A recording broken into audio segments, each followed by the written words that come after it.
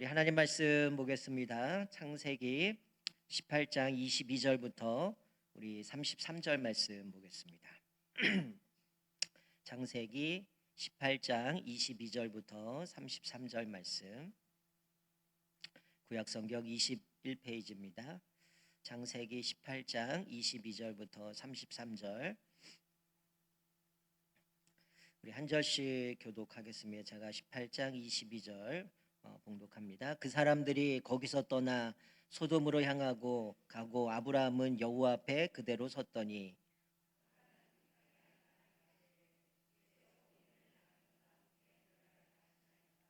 그 성 중에 의인 50명이 있을지라도 주께서 그곳을 멸하시고 그 50 의인을 위하여 용서하지 아니하시리이까.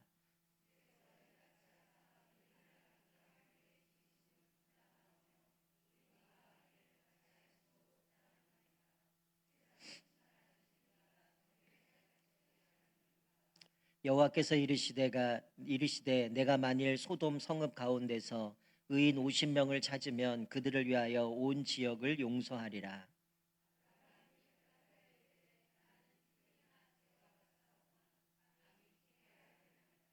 50 의인 중에 5명이 부족하다면 그 5명이 부족함으로 말미암아 온 성읍을 멸하시리이까. 이르시되 내가 거기서 45명을 찾으면 멸하지 아니하리라.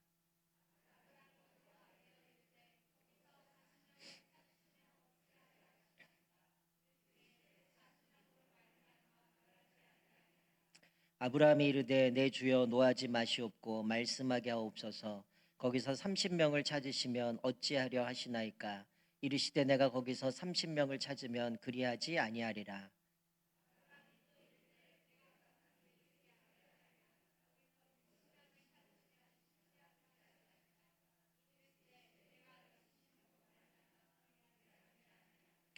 아브라함이 또 이르되 주는 노하지 마옵소서. 내가 이번만 더 아뢰리이다.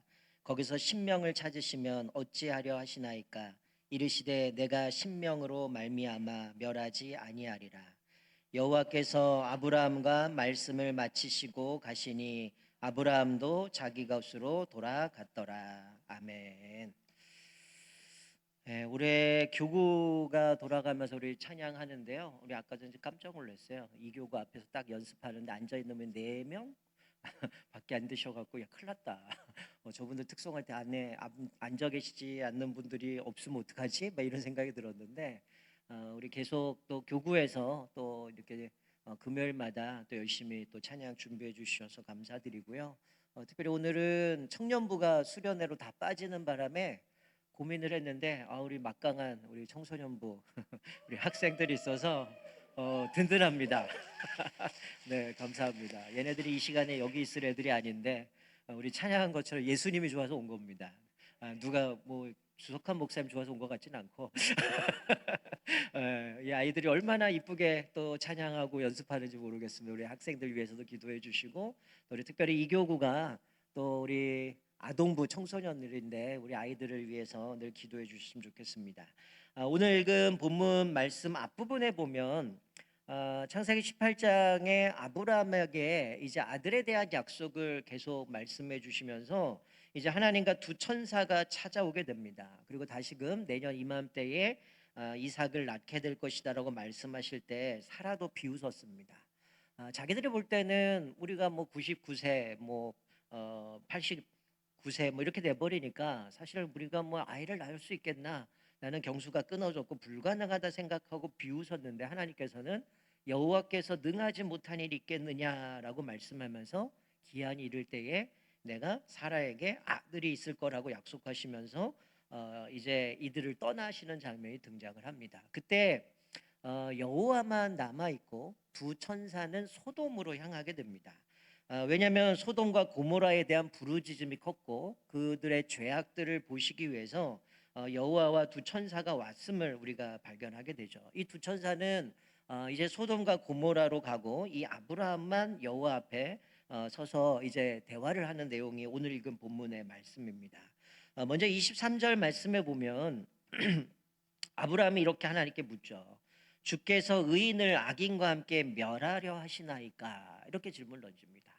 그러니까 이 아브라함이 들었을 때에 이 두 천사가 소돔과 고모라의 부르짖음이 컸고 또 그들의 죄악들을 살펴보러 가신다라는 이야기를 들으면서 그가 여호와께 질문한 거는 주께서 의인을 악인과 함께 멸하려 하시나이까라고 질문을 던져요. 이 하나님께서는 이 천사들과 함께 오신 이유는 소돔과 고모라 땅의 죄악이 너무 컸기 때문에 우리는 뭐 성경을 알기 때문에 늘 소돔과 고모라면 죄악의 온상 이렇게 말하고 있는데 더 이상 하나님은 이들을 묵인할 수 없었기 때문에 이제 천사들을 보내서 확인시켜 주는 겁니다. 물론 이제 모세를 통해서 율법을 받는 것은 훨씬 뒤지만 우리가 율법에 보면 어떤 그 규례들을 볼 때에 사형에 해당되는 벌을 내릴 때에 반드시 증인이 두 명이 이상이 필요하다는 거죠. 아마 이 천사 두 명이 소돔과 고모라로 간다라고 할 때 물론 율법은 나중에 주어지긴 하지만 그 장면을 통해서 우리가 알 수 있는 거는 이게 뭐 기록된 건 나중에 기록이 되었으니까 이거를 받아들인 사람들 누구예요? 출애굽을 한 이스라엘 사람들이잖아요. 그러니까 이들이 받았을 때는 야 이게 소돔과 고모라 두 천사가 소돔과 고모라에 가서 그것들을 확인한다는 얘기는 지금 소돔과 고모라 땅의 죄악이 사형에 해당되는구나. 그러니 두 천사가 증인으로 그것들을 확인하러 가는구나라는 것은 대번 이거를 받아들인 사람을 느꼈을 겁니다. 그래서 이 아브라함이 하나님께 묻는 겁니다. 하나님, 이 의인들이 악인과 함께 멸하려 하십니까? 지금 이 소돔과 고모라가 죄가 아무리 많다고 하지만 이 의인들을 죽이는 게 말이 됩니까? 라고 하나님 앞에 질문을 던지는 거죠. 그러니까 이 아브라함의 모습은 이 중재하는 선지자의 역할을 하는 겁니다. 이 아브라함은 이스라엘과 전혀 상관이 없는 이방인들을 향하여서 중재하고 있다는 거예요. 만약에 이 아브라함이 생각할 때는 사실 롯만 나오면 되잖아요. 원래 거기 거주할 것도 아니고 소돔과 고모라에서 롯과 그의 가족들만 나오면 소돔과 고모라는 나랑 상관없어요. 근데 지금 아브라함이 기도하는 내용, 중재하는 내용은 뭡니까? 의인이 악인과 함께 죽는 게 옳습니까? 왜 그렇게 하라고 하십니까? 그거를 이야기하는 거죠. 롯에 초점이 맞춰져 있지 않아요. 오늘 이 아브라함의 중재는 지금 롯에 초점이 맞춰져 있는 게 아니라 그 땅에 있었던 의인들을 향해서 초점이 있다는 거야. 만약에 롯에 초점이 맞췄다면 하나님 롯은 구해주세요. 소돔과 고모라는 멸하도 좋은데 요 롯은 아시잖아요. 나랑 같이 갈대아 우르에서부터 출발해서 여기까지 왔는데 이 롯의 가족만 살려주세요. 나머지는 뭐 벌을 하시든 말든 상관없어. 이렇게 가는 게 정상이잖아요. 근데 지금 롯에 대해서 이야기하는 게 아니라 그 땅에 의인을 악인과 멸하시려고 합니까? 하나님 그거 옳지 않습니다라고 얘기를 하는 겁니다. 여러분 지금 아브라함이 이렇게 지금 중재하는 모습을 보면서 우리가 뭘 발견해야 되냐면 하나님께서 아브라함을 부르실 때 내가 너는 뭐 아버지 집과 고향과 친척 집을 떠나라고 얘기하면서 내게 복을 주시겠다면서 12장 3절에 이렇게 말씀해요. 천하 만민이 너를 통하여 복을 얻을 것이라. 이렇게 말씀하셨거든요. 그러니까 이 장면이 뭡니까? 아브라함을 통해서 비록 이방 나라지만 아브라함의 이 중재를 통해서 그 땅에 복을 내리려고 하시는 마치 너를 통하여 복을 주시겠다라고 하신 그 역할을 지금 아브라함이 하고 있는 겁니다. 그러니까 이 오늘 본문의 초점은 아브라함이 소돔과 고모라 땅에 있는 롯을 구해야겠다라고 해서 중재한 게 아니라는 거예요. 지금 아브라함은 철저하게 그 땅에 있는 의인들을 향하여서 하나님 앞에 기도하고 있는 모습이죠. 우리가 오늘 본문 말씀 보면 6번에 걸쳐서 소돔과 고모라를 위해서 심판하지 말라고 그 의인 때문에 심판하지 말라고 중재하는 겁니다. 첫 번째 50명 거기서 5명을 줄여서 45명, 40명, 30명, 20명, 10명까지 가면서 여러분 이 당시에 50명은 뭐 정확한 인구 숫자를 알 수는 없지만 학자들에 의하면 50명은 당시 도시 인구의 한 2분의 1 정도 수준이라고 이야기합니다. 그러니까 아브라함은 만일 소돔에 사는 사람들 중에 반 정도가 의인일 경우에도 그들을 멸하시려고 합니까? 그렇게 질문을 던지는 거예요. 그러니까 하나님께서 심판을 강행하시겠다라고 이야기를 듣자마자 하나님 그곳에 의인이 50명 있다면 그래도 멸하실 겁니까? 안 하신다는 거예요. 반줄 5를 줄이죠. 45명이라면 그래도 멸하실 겁니까? 40명, 30명, 20명 결국 32절에 가게 되면 아브라함이 마지막으로 제가 한 번만 더 하겠습니다. 소돔 땅에 의인이 10명이라면 하나님 그 땅을 멸하시겠습니까? 이렇게 얘기를 해요. 여러분 왜 아브라함이 10명에서 멈춰버렸을까요? 만약에 롯의 가족을 생각했다면 적어도 6명이나 4명으로 가야 되지 않겠어요? 롯과 그의 아내, 두 딸, 그리고 사위 될 사람들. 그러면 적어도 6명이 있다면 하나님 멸하시겠습니다. 이렇게 가야 되잖아요. 근데 50부터 시작을 해서 10로 멈추거든요. 이 10이라는 숫자는 보통 완전성을 의미하는 숫자입니다. 그러니까 이제 아브라함이 10에서 멈췄던 거는 이 당시에 효과적으로 한 사회를 구성하는 최고의 효과적인 인원을 10명으로 보는 겁니다. 그러니까 적어도 10명만 있다면 그 공동체가 유지되고 형성될 수 있다는 숫자가 10이기 때문에 거기서 멈춘 거야. 그러니까 아까 말씀드린 것처럼 롯에 초점이 맞았다면 하나님 이 땅에 4명의 의인이 있으면 그래도 멸하시겠습니까? 아니면 사이까지 포함해서 6명이면 이 땅을 이 의인 때문에 심판하겠습니까? 이렇게 가야겠죠. 근데 그게 아니야. 최소한의 이 성을 멸하지 말도록 의인이 10명이 있다면 하나님 그래도 이 땅을 멸하시겠습니까? 라고 이야기를 하는 겁니다. 그런데 하나님은 이 10명에서 멈추고 결국은 떠나셔요. 여기서 아브라함이 뭘 발견한 겁니까? 하나님은 이 땅을 보면서 결국은 우리가 아시다시피 의인이 10명이 없다는 걸 알았어요. 결국 하나님은 결국 이 의인이 아니라 이 땅이 그만큼 부패하고 타락하고 변질되었으니 하나님이 결국은 이 땅을 심판하실 것이다라는 것을 알자마자 이제 거기서 스톱을 시켜버린 겁니다. 그리고 하나님도 이제 원래 있었던 곳으로 돌아가셨다 이렇게 말씀하고 있는 거죠. 여러분 결국 공동체가 심판을 피할 수 없을 때 하나님이 그냥 거기를 벌하진 않아요. 우리가 성경을 보면 결국은 그 공동체가 무너졌을 때는 하나님이 개인적인 차원에서 한 사람을 구원하시는 장면을 봅니다. 우리가 앞에 살펴봤던 것처럼 노아 홍수 사건이 그렇잖아요. 하나님이 그 땅의 백성들이 하나님의 사람들이 사람의 딸들과 결혼하는 모습을 보면서 그들을 더 이상 안 되겠다 심판하시겠다고 다 심판하실 때 노아의 가족만 구원하셨던 장면이 나와요. 오늘 본문에도 보면 결국 롯과 그의 가족 사이는 조롱으로 여겼기 때문에 둘은 떨어졌고 결국 뭐 4명이 나오지만 그 아내도 뒤를 돌아서 소금 기둥이 돼버렸고요. 우리가 나중에 이제 뭐 여호수아 4사기로 들어가게 되면 그 정복 시대도 어떻습니까? 결국 하나님이 그 땅을 심판하실 때 우리가 창세기에 봤던 것처럼 왜 하나님이 이스라엘을 가나안 땅에 들어가서 저 민족들을 저렇게 잔인하게 죽이시나라고 생각하지만 아브라함과 언약을 맺으실 때 뭐라 그랬어요? 아직은 그 땅에 죄악이 관영하지 않았다. 그러니까 이들이 심판받을 만큼 그 땅에 죄가 차지 않았기 때문에 하나님이 유보해 주신 거죠. 결국 그들을 진멸한 거는 그 땅이 하나님 앞에 돌이키지 않고 죄악으로 가득 찼을 때 그들을 심판하는데 그때 또 구원받은 사람이 누구예요? 라합과 그의 가족들이잖아요. 결국 오늘 이 본문의 말씀을 통해서 이 아브라함은 그 민족을 생각하고 그 성을 바라보면서 이 의인 50명부터 시작해서 10명으로 가는 그 숫자로 줄어가지만 그 의인을 향하여서 하나님 앞에 그냥 자비를 구하면서 이들을 살려달라고 하나님 앞에 고백하는 모습을 봅니다. 근데 여기서 아주 중요한 걸 하나 발견하게 돼요.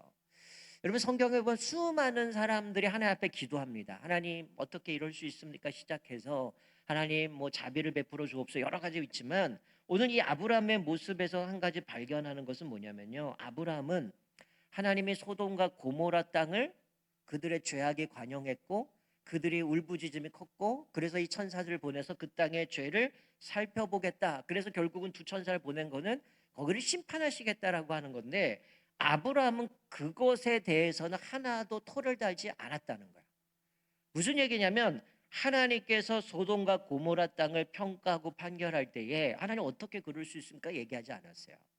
아브라함은 하나님이 말씀하시는 그 권위와 주권은 인정하면서 그 땅에 있는 의인들을 향해서 기도했다라는 것이죠. 여러분 오로지 아브라함 뭐였습니까? 뭐 그 땅에 가서 야 너희들 지금 하나님이 심판할 거니까 너희들 회개하라 이런 얘기 안 합니다. 오로지 그곳에 남겨둔 또 그곳에 신실하게 살아갔던 의인들을 향해서 하나님 의인이 50명이 있다면 결국 의인이 10명이 있다면 그래도 멸하시겠습니까? 근데 하나님은 그래도 멸한다는 거죠. 왜? 10명이 안 되니까. 그때 더 이상 아브라함이 얘기하지 않는데 아브라함이 구했던 건 뭐예요? 하나님의 주권과 범위를 넘어가지 않고 오로지 하나님의 은혜와 자비만 호소하는 장면을 우리가 보게 되어지는 거죠. 결국 여기서 깨닫는 거예요. 평가와 판단은 우리 몫이 아니라는 거예요. 근데 우리는 흔히들 너무나 쉽게 평가하고 판단하는 거죠. 하나님의 고유형을 뛰어넘는 모습을 보게 돼요. 우리가 늘 얘기하지만 우리의 기준은 뭐 지금처럼 아브라함처럼 하나님과 대화할 수 있는 뭐 기도는 하긴 하지만 직접적으로 이렇게 계시를 받고 이런 때는 아니기 때문에 우리는 하나님의 특별 계신 66권의 성경 말씀을 통해서 하나님의 뜻을 분명하게 발견할 수 있습니다. 그러니 우리는 늘 기준이 뭐예요? 성경을 근거로 해서 이게 하나님의 뜻이냐 아니냐를 따라서 우리는 분별할 뿐이고 하나님 앞에 자비와 은혜를 구할 뿐이라는 거죠. 인간의 생각에 들어가면 결국은 싸울 수밖에 없고요. 각자 생각이 다르기 때문에 10명이 모이면 10명의 생각이 다 다르기 때문에 싸움이 날 수밖에 없고 무너질 수밖에 없다라는 거예요. 결국 하나님이 의인과 악인을 함께 멸하시는 분이 아님을 확인했어요. 결국 의인이 10명만 있으면 하나님은 구원해 주신다 그랬는데 그 땅에 의인이 없었다는 거죠. 결국 끈질긴 중재를 통해서 하나님의 자비하심을 구하는 이 장면은 사실은 하나님과 인간 사이에 중재하시는 예수님의 모습을 흡사하게 닮은 모습을 보게 되어지는데 이게 나중에 보면 사실 성경에 수많은 사람들이 하나님 앞에 어떤 중재하는 장면이 나오지만 이 아브라함의 모습을 이은 여러 많은 사람들 중재자가 나오지만 이 아브라함은 모범적인 모델로 중보자의 모습을 보여줍니다. 모세도 마찬가지고요.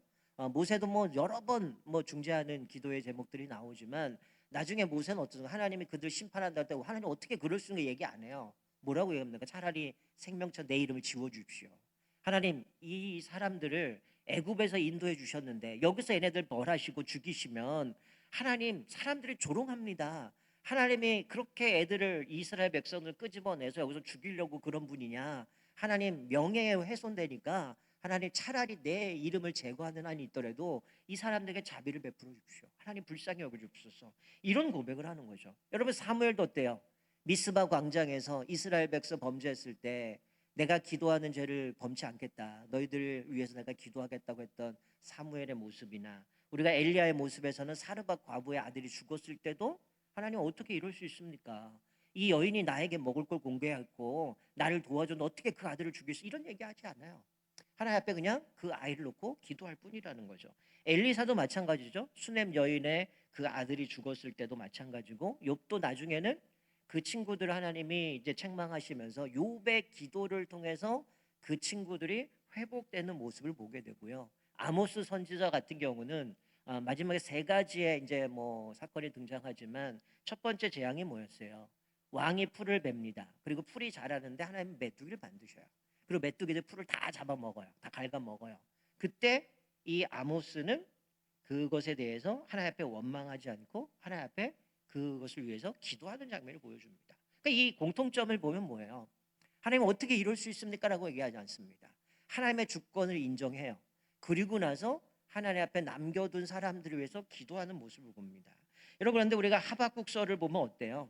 하박국은 따지잖아요. 하나님 내가 그렇게 하나님 앞에 기도해도 하나님 어떻게 침묵할 수 있습니까? 응답도 없고 저렇게 사람들이 강포로 부르짖어도 왜 하나님 구원하지 않습니까? 하나님 앞에 원망으로 시작이 돼요. 그때 하나님은 뭐라고 말씀하셔요? 갈대아 사람들을 남겨뒀는데 그 갈대아 사람들이 저 사람들 칠 거다. 또 따지죠. 하나님 말이 됩니까? 선민인데 택함 받은 백성인데 어떻게 갈대아 사람들이 이스라엘 칠 수 있습니까? 그때 하나님이 이들도 심판받을 거다라고 얘기하면서 우리 유명한 물이 바다 넘침 같이 여호와의 영광이 충만하리라라는 고백 가운데 결국 거기서 나온 게 뭐예요? 의인은 믿음으로 말미암아 살리라는 고백을 하죠. 그리고 결국 하박국이 뭘 깨달은 거예요? 하나님의 의인을 심판하는 게 아니라 악인 때문에 멸망당하는구나.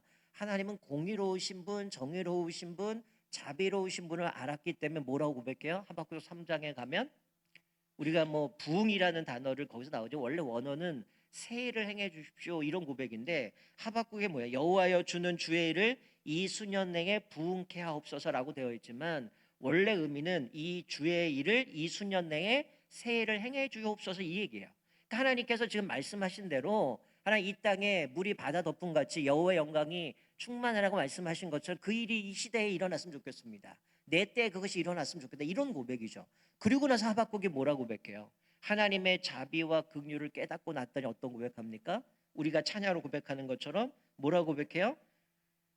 무화과 나무가 무성하지 못하고 포도나무에 열매가 없고 감람나무에 소출이 없고 외양간에 송아지가 없고 논밭에 식물이 없을지라도 난 여호와를 인하여 즐거워하리라. 그렇게 원망했던 사람이 하나님의 주권을 인정하고 하나님의 긍휼을 베푸시고 고백하면서 이제 하나님 때문에 기뻐하리라 고백하면서 하나님의 자비를 구하는 모습을 보게 되어집니다. 오늘 제가 이 말씀을 묵상하면서 요즘 드는 생각이 뭐냐면, 사실 우리가 이 시대에 더 많이 아브라함처럼 중보자가 되어야 된다라는 겁니다. 지금 한국 사회를 볼 때도 마찬가지고 기독교 사회를 보면서도 드는 생각도 마찬가지고, 어떤 생각이 드냐면 우리가 마치 하박국인 것처럼 생각하고 사는 것 같아요. 하나님 왜 이럽니까? 하나님 어떻게 이럴 수 있습니까? 우리가 그 하나님의 영역을 뛰어넘어서 우리가 마치 내가 재판장이 되는 모습을 발견하게 되어줍니다. 여러분, 여기서 이 고백을 하고 있는 모습 가운데 아브라함은 하나님의 주권을 인정했어요. 근데 그가 구한 건 오로지 악인들을 심판하시는데, 그러면 의인들은 어떡할 겁니까? 그 땅에 절반이 50명이 있다면, 하나님 마지막에는 최소의 그 단위인 10명만 있다면 그래도 멸하시겠습니까? 하나님의 자비를 고백하면서 하나님 앞에 말씀했을 때 하나님은 그렇게 하시겠다고 말씀했는데 결국은 어때요? 그 땅에 의인이 10명이 없어서 멸하게 되어지는데, 사실 우리가 오늘 본문의 말씀을 묵상하면서 어떤 생각이 드냐면, 결국 하나님의 뜻은 뭐냐면 그 땅에 의인이 있으면 멸하지 않는다는 겁니다. 여러분, 반대로 하나님은 분명히 악인을 심판하셔요. 하나님은 악을 보지 않기 때문에 반드시 심판하신다는 거예요. 그런데 우리가 뭐에 초점이 맞춰져야 되냐면 우리는 의인 10명에 초점을 맞춰줘야 돼요. 여러분, 이 땅에 지금 한국 사회가 아주 바닥으로 치닫고 있고 한국 교회가 무너지고 있지만, 우리가 오늘 본문을 보면서 어떤 걸 깨닫냐면 우리에게 과연 의인 10명이 있냐는 거예요. 여러분, 하나님이 이 대한민국을 바라보면서, 이 한국 교회를 바라보면서 하나님이 의인 10명, 아브라함이 마지막에 얘기했던 것처럼 우리에게 의인 10명이 있냐는 거예요. 그럼 망하지 않는다는 겁니다. 여러분, 우리가 이 장면을 보면서 깨닫는 거는 하나님이 찾으시는 그 의인에 내가 포함되어 있냐는 거예요. 여러분, 제가 진짜 안타까운 건 뭐냐면 하나님 앞에 우리가 어떻게 비춰질까라는 생각이 듭니다. 지금은 뭐 한국 사회가 정치도 마찬가지고 기독교도 마찬가지고 완전히 쪼개졌습니다. 양쪽의 생각을 가지고 서로 재판장이 돼서 네가 잘했니 네가 잘했니 이러고 싸우고 있다라는 거예요.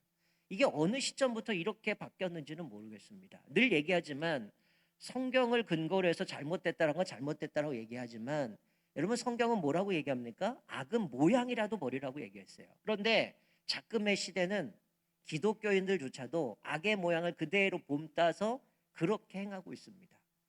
그게 잘못된 거 잘못됐다고 얘기를 해야 되는데 우리가 괴물이 되어버리고 있다는 거예요. 하나님 앞에서 아브라함처럼 하나님 이 땅이 이렇게 무너지고 있지만 이 의인 때문에 이 땅을 멸하시겠습니까? 이렇게 구한 것보다 아니라 어떤 기도냐면 하나님 저것들 죽여주세요.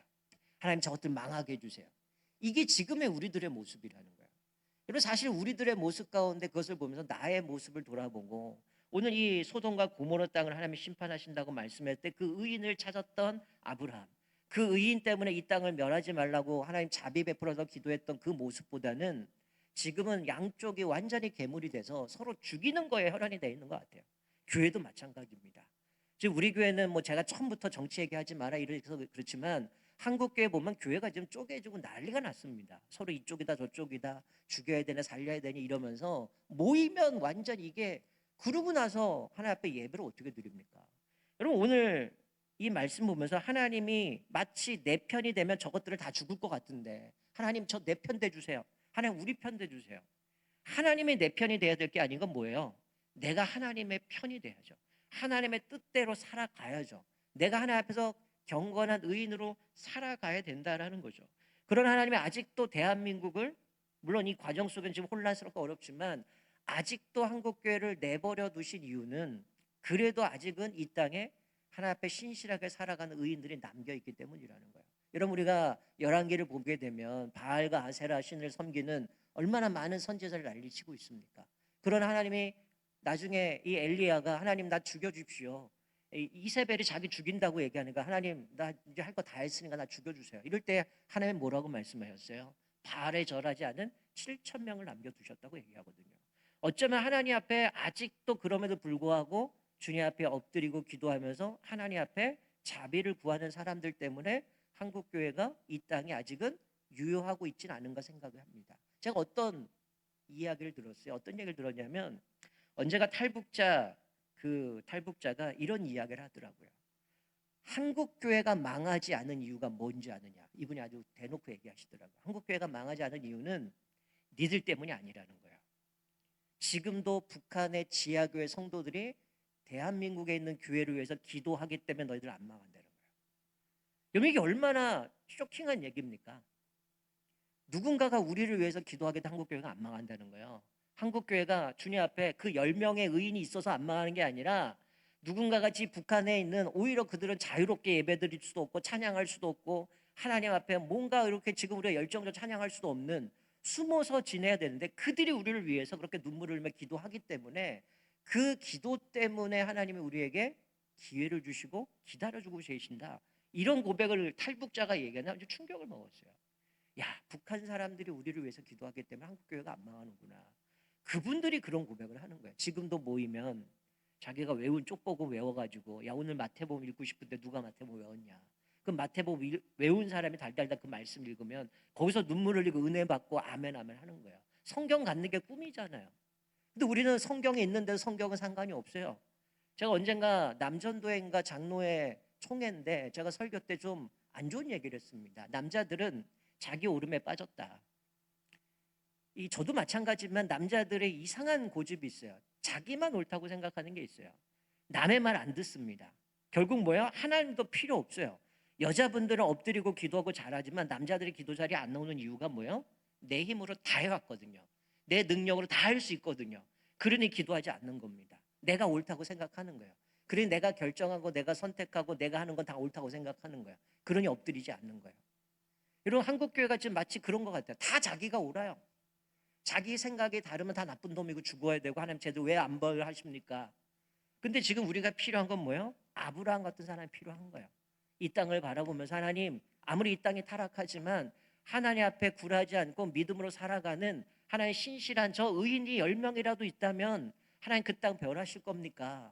하나님 앞에 자비를 구하는 사람이 필요하다라는 거예요. 어떤 분은 그럴 수 있어요. 아, 목사가 할 얘기 해야지 왜 안 하냐?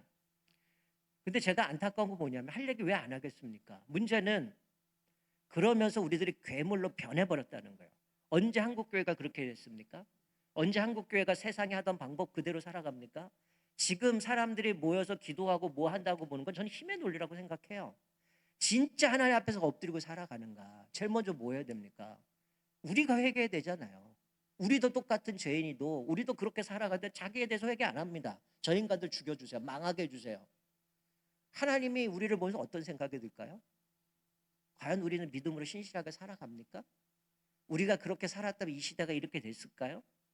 정말 우리가 믿음 앞에 살아갔다면 이렇게까지는 오지 않았겠죠. 하나 양보하고 둘 양보하고 타협하면서 무너진 거지, 언제 한국교회가 이랬습니까? 우리는 제2의 예루살렘이라고 외쳤던 곳이 이 대한민국 땅이에요. 교회가 변질됐고 타락됐고, 이제는 매스컴이나 영화나 이런 드라마를 보면 대부분의 기독교는 사이비 목사들이 나와서 착취하고 돈 벌고 그래서 자기 배불리는 모습으로 목사는 그렇게 비춰줍니다.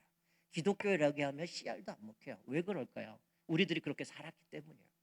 우리의 잘못들은 생각하지 않고, 사람들이 볼 때는 어떻게 보겠습니까? 지금도 이 정치권을 바라보면서 기독교 쪼개져 갖고 서로 이놈 저놈 하고 이러고 싸우고 있는 걸 보이지 않겠어요? 기도한다고 모였다고 하는데 결국은 거기 세운 사람들을 보면 정치적으로 흘러가요. 이쪽에 많이 모이니까 또 이쪽에서도 안 되겠다, 우리도 모이자, 또 그러고 있어요. 결국 힘의 논리 아닙니까? 그게 어떻게 하나님 앞에 기도하고 엎드리는 겁니까? 아브라함은 그러지 않았어요. 처음에는 아브라함이 그 소돔과 고모라 땅에 롯이 살았을 때 잡혀갔을 때는 자기 길러진 사람들 데리고 갔죠. 지금 여기 뭐 영적 전쟁 앞에 뭐 한 겁니까? 하나님 앞에 기도한 거예요. 하나님, 그 땅에 의인 10명이 있다면 하나님 그래도 심판하시겠습니까? 결국 하나님의 주권을 알게 되고, 하나님은 의인 10명이 있다면 최소한의 그 10명이 있다면 멸하지 않는다고 하는데, 그러고 돌아갔는데 그 땅을 멸하게 된 거는 그 안에 의인이 없었다라는 거예요.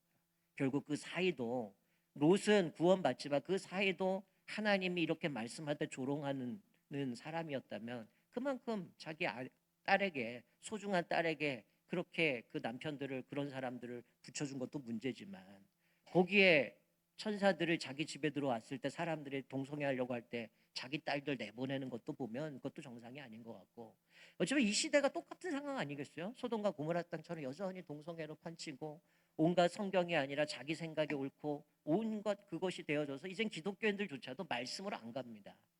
그냥 사람들이 얘기하는 걸 쫓아 살아가고 죄다 그런 모습 살아간다는 거죠. 우리가 오늘 본문의 말씀 보면서 한번 우리들이 나는 과연 중보자의 마음을 가지고 살아가는가. 하나님, 저 인간들 다 죽여주세요. 저 인간들 망하게 해주세요. 그래서 우리 평안하게 해주세요. 여러분, 착각하는 게 있어요. 나만 잘하면 끝납니까? 여러분, 내 자녀만 성공하면 끝납니까?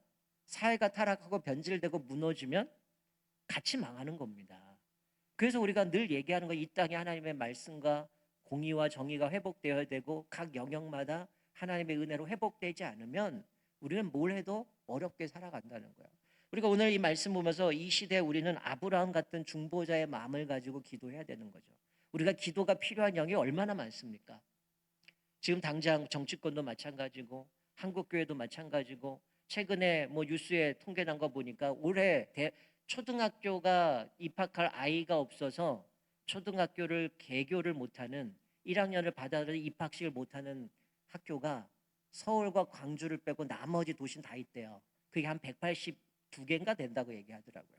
아이가 입학하는 아이가 없어 입학식 못해요. 그걸 통계 보니까 지방에 있는 도시들은 점점 몇 년 지나면 지방이 사라집니다. 결국 남는 건 경기도 서울밖에 없다는 거예요. 반대로 얘기하면 뭐예요? 가정이 무너진 거고요. 결혼이 깨진 거고요. 결국 그걸로 인해서 한국교회도 다음 세대가 없어져 버린 겁니다. 지금 대학생들은 인사가 그러잖아요. 너 아직도 교회 다니냐? 교회에 점점 대학생 다 사라졌어요. 예전에는 청소년이 4%, 3%, 이거는 미전도 종족이라고 그래서 주일학교에 요 정도도 안 남았다 해서 청소년은 미전도 종족이라고 얘기했는데 이제 청년이 사라져 버리고 있는 거예요. 그나마 우리 교회는 지금도 청소년부에 가면 20몇 명의 아이들이 있고 청년들이 지금 초록색 예배 드리고 있는 게 정말 기적인 거예요 지금. 여러분, 이런 시대를 살아가는 우리들이 기도하지 않아야 될 영예가 어디 있겠어요? 다 기도해야 되죠. 근데 우리는 계속 뭘만 구해요? 내 욕망만 구하고 내 안위만 구하고 나만 잘 되면 구하고 이런 것만 구하고 있으니 얼마나 답답한 겁니까? 지금 모든 게 무너져 가고 있는데. 여러분, 지금 뭐 최근에 뉴스 봤잖아요.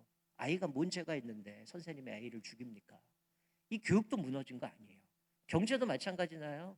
지금 미국의 그 관세 때문에 지금 전 세계가 난리고 지금 우리나라도 지금 가뜩이나 경제가 이런 상황에서 우리가 어떻게 됩니까? 모든 영역마다 기도해야 되는 거예요. 하나님 앞에서 이 땅에 자비를 베풀어 주시고, 무엇보다 오늘 이 아브라함의 그 기도를 통해서 오늘 소돔과 고모라 땅을 보면서, 여러분, 사실 소돔과 고모라 땅이 상징적으로 죄악으로 관영된 땅이지만, 여러분, 나중에 예레미야 보면 어떤 말씀이 나옵니까? 예레미야 2장인가요? 3장에 보면 하나님이 정의와 공의를 행하는 사람 한 사람이라도 있으면 내가 그 땅 심판하지 않겠다. 근데 심판 당하잖아요. 여러분, 소돔과 고모라 땅이 그렇게 악한 땅이라고 그랬는데 의인 10명이 없어 망하는데, 예레미야 선지자가 얘기하는 그 하나님의 뜻은 뭐예요? 한 명이라도 있으면 구하겠다는데 결국은 다 뭐예요? 하나님 버리고 떠나잖아요. 결국 그래서 심판받는 거 아닙니까? 어쩌면 우리들이 그런 절차를 밟고 있는 건 아닌가 생각하게 됩니다. 우리가 오늘 말씀을 기억하면서 우리가 똑같이 괴물이 되고 세상의 방법들, 세상의 모양을 답습해가는 게 아니라 정말 아브라함 같이 그런 하나님의 마음을 가지고 중보자가 되어져서 롯이 아니라, 하나님, 저 의인들이 악인 때문에 죽어야 됩니까? 같이 멸하시려고 합니까? 하나님, 50명이 있다면, 45명이 있다면, 40명, 30명, 20명, 10명 있다면 그래도 멸하시겠습니까? 하나님 안 하신다는 걸 얘기 듣고 그 다음 자기는 돌아가 자기 길로 갑니다. 그리고 아브라함이 뭐 했을까요? 여전히 하나님 앞에 기도했을 겁니다. 그 땅을 위해서 기도했을 거예요. 마찬가지죠.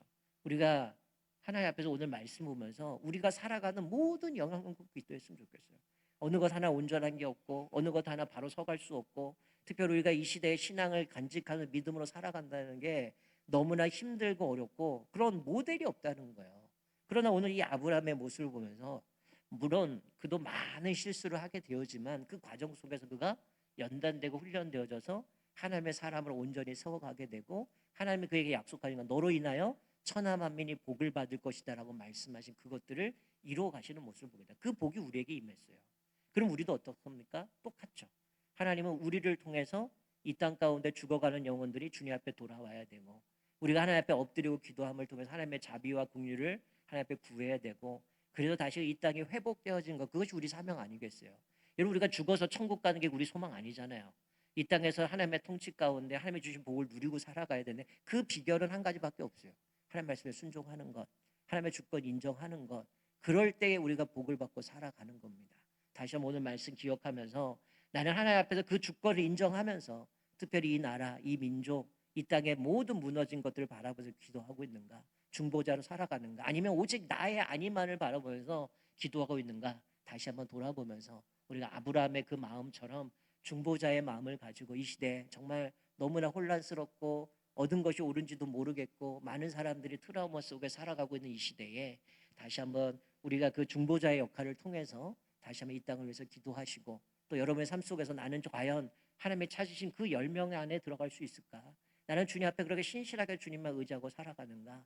우리들의 모습을 알아보면서 다시 이 땅이 하나님의 그 공의와 자비 가운데 다시금 회복되도록 기도하시는 저와 여러분 되시기를 주님의 이름으로 축원드립니다. 아멘.